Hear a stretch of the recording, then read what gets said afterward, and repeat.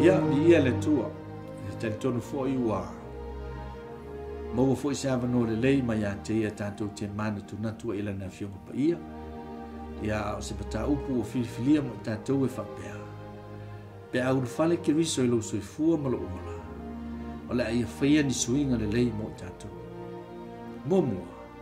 E na te toe fa tu langa le tangata lilo ia te oe. Ole me manino. A faia moni le felo inga me Yesu.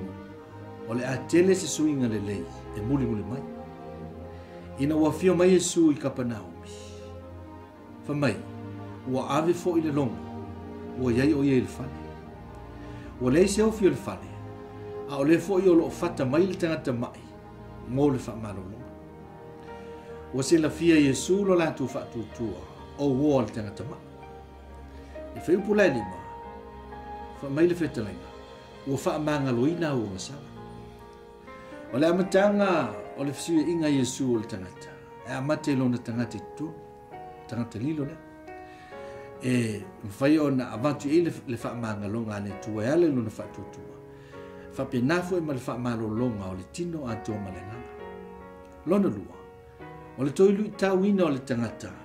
Tangata lotu po tangata tapuai. Po le tangata tuai.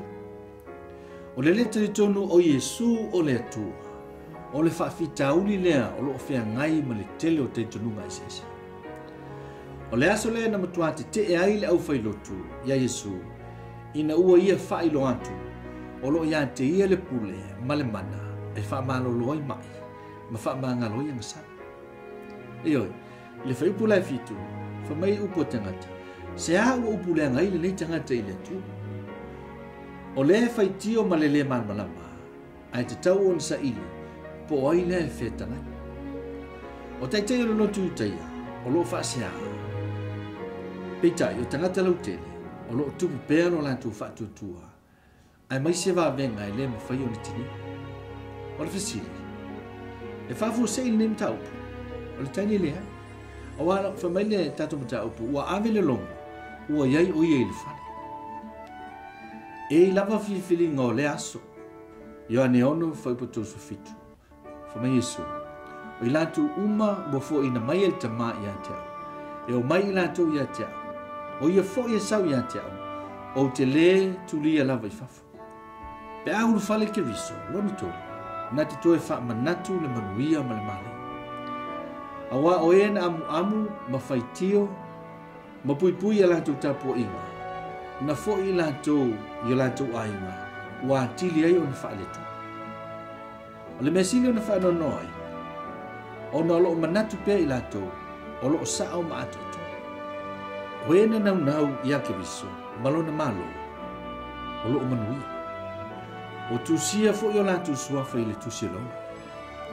I le mate I o 5 whaupueona. Amu I e fia ai ma whinu I la metu. A wae ma ona I lātou. Ia, o le tātou mataupu nā pēr o le tātou tatanoa I ai. Pe au fale ke riso I lo se fua mara uana. Ona ia fisui ina lo le tatu tangati tu. Le ngata lai na vi I ai le tu. Au moli mawina fo I nā tu o hea lo vama ai mai. I te tono lo ai, ia ma te tono fo e lo I kanisi. Po fia lava le meo ena le hai.